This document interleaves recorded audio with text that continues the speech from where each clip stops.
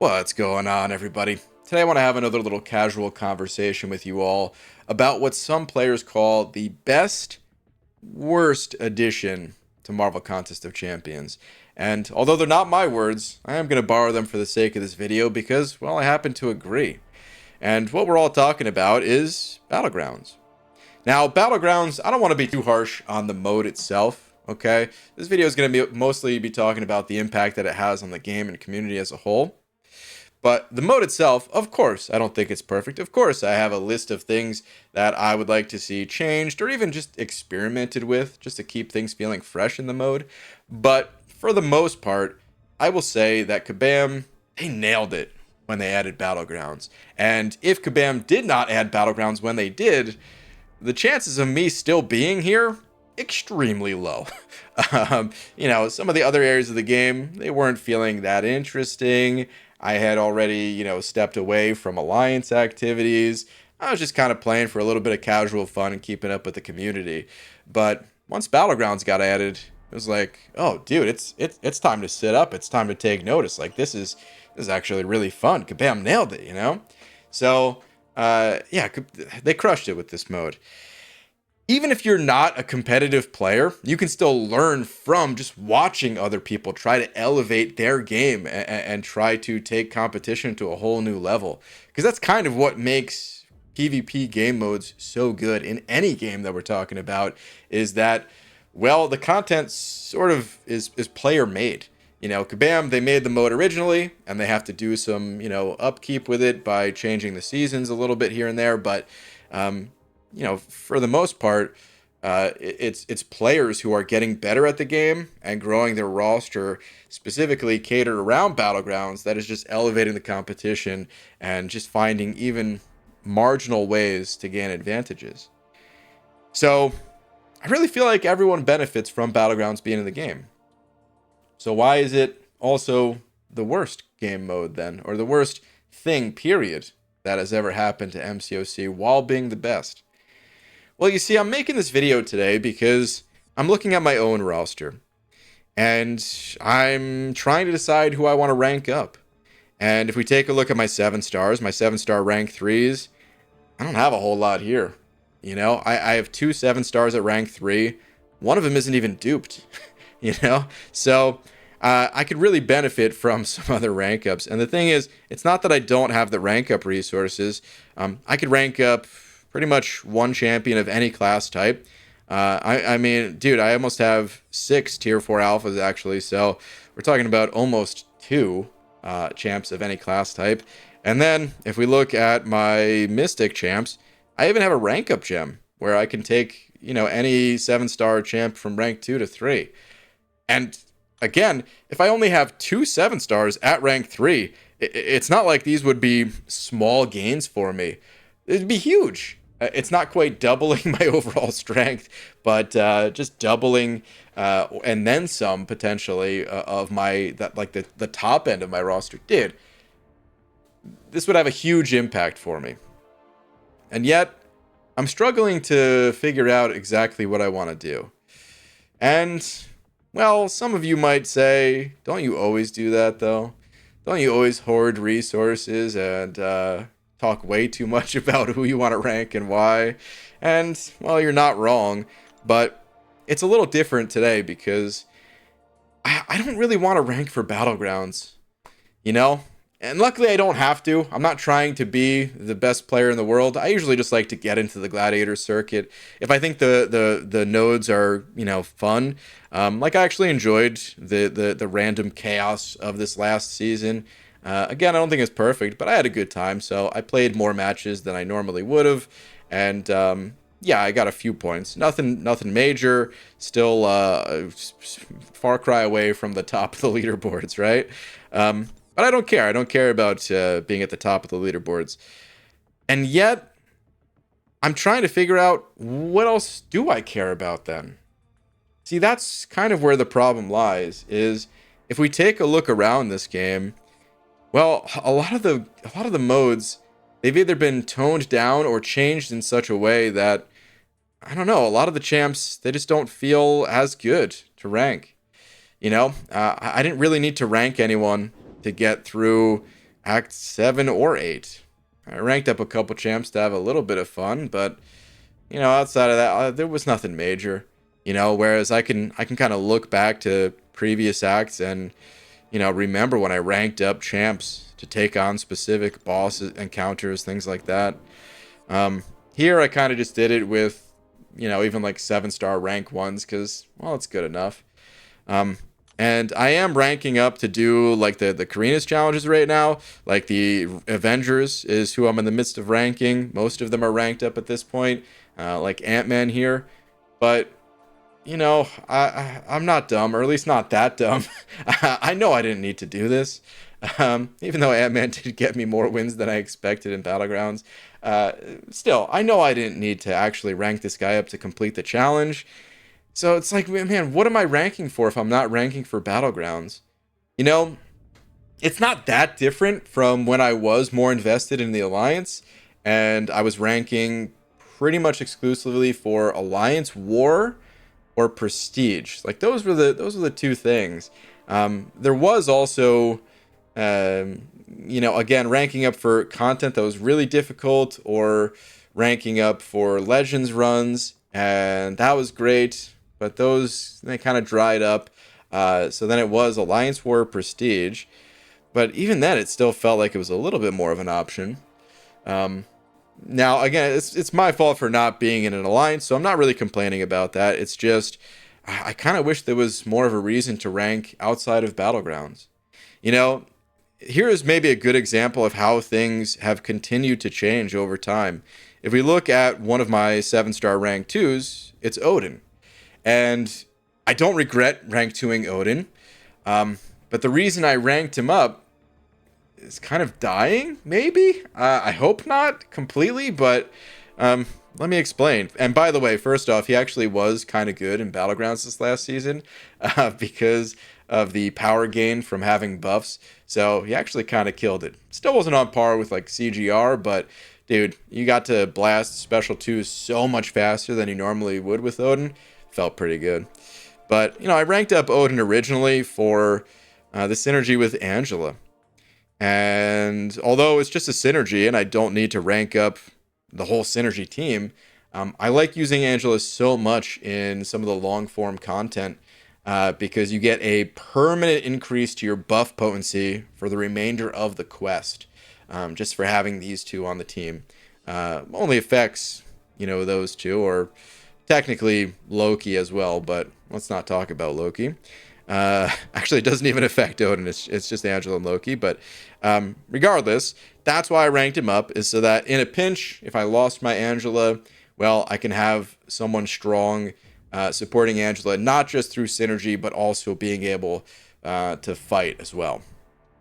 But then we look at incursions, and, well, things have changed.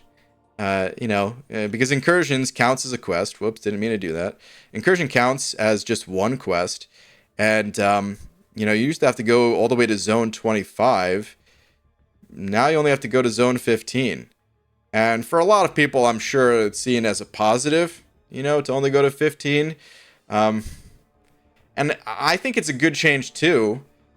But, again, it just can't help but think, well, then why did I do that? Why did I rank up Odin? Because it's going to take time for Angela to ramp up. So, is that really necessary? I guess probably not. A lot of areas of the game, some of these quests, they used to be particularly long. If we look at Book 1, Act 6, the Champion boss fight quest. Dude, I remember going through this quest and thinking, this is potentially the longest quest I've ever done outside of, like Labyrinth of Legends at the time or something. Because I was like taking this path around, wrapping around. You couldn't hit absolutely every single outer ring. But you could definitely take multiple, or you could just go straight up the middle. You kind of had that option. But I tried to use Morningstar here to like ramp her up and get through, and use her when she's at her peak power for a lot of fights in the quest. Now every single quest is just 6 fights and a boss. It's like, why am I Why am I even interested in ramp up champs? I shouldn't be. You can't use them in Battlegrounds, you know? And then even talking about champs that, yeah, sure, they're not just ramp up champs. They're still good elsewhere. You still have to be so optimized if you want to win in Battlegrounds. Like, I'm going to show you this one video here. This is just a replay of a fight that I did. I'm up against Onslaught. Please don't mind me using Hercules here. It was just for the sake of the match. And my opponent has a domino against Fury, right? So I'm like, okay, you know, my opponent gonna go kind of fast. It's a mutant champion against Fury, so also gonna be probably easier to manage Fury's abilities, and so they're probably going to finish the fight fairly healthy. And if Domino gets like a crit bleed on the special 2 or something like that, like, it could be a fast fight, right? And a clean fight at that. So I'm not going to show you my performance fully, but I will just say that I didn't take a single blocked hit from any of Onslaught's basic attacks or specials until it was like the second or third one. I blocked 2 hits right there. Show it one more time. Right here, I kind of messed up my setup and didn't have time to dex those 2 hits. So I took 2 blocked hits. That's it. It was just 2 blocked hits. 2 out of 5 of 1 of Onslaught's specials. And then I finished the fight without taking another blocked hit. Again, not even from his basics or whatever. And I lost 13% of my health, which translates to a 2,000 point loss. So 2 blocked hits, part of a special, lost 2,000 points. What I'm getting at is it feels like you need to have such an optimized set of champions for Battlegrounds that it's the only game mode that matters. I hate that, you know? In addition to just individually me feeling like I want something else to pull me in a different direction. I want to care about other areas of this game. It also has an impact on the community and just like the general sentiment about different champions who are not fully optimized for Battlegrounds. You know, someone will make a video and say, hey, check out this champion, and there's not that many people. It's not, maybe not the most popular, but actually really cool, and I'm so excited to share how cool I think this champ is. And then you just see comments of like, "Bah, too slow, sucks. This person doesn't even know what they're talking about. They're so dumb. Not even using insert whatever champ that gets fights done in 35 seconds. Not even using jugs or something like that, right? Like, the thing is, I have an awakened jugs, and he's probably going to get ranked up because, again, what else am I ranking for? It's Battlegrounds. So yeah, of course this guy's probably going to get ranked up, but like, I don't really want to. I kind of want to rank up other champs. I don't know, man. Maybe it'd be really cool to have the full death squad, all the deathless champs ranked up, or maybe it would be fun to kind of relive some of the nostalgic times I had with Symbiote Supreme, the champ that was responsible for helping me get through my 6.2 itemless run. But even looking back at that, it was like manufactured by myself. That challenge, it didn't exist in the game. You know, it was like something I just wanted to do on my own. And it feels like outside of wanting to do something on your own, it's ranked for Battlegrounds, and that's it. It's show-off content that paints champs in a good light for Battlegrounds, or people aren't as interested. Yeah, it's an interesting thing that Battlegrounds has done to this game, you know?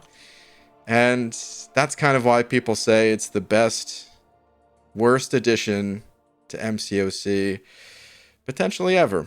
Now, the reason why I call these videos sort of just casual conversations is because that's exactly what they are. You know, I like talking about this game. I like talking about the things that I enjoy in life.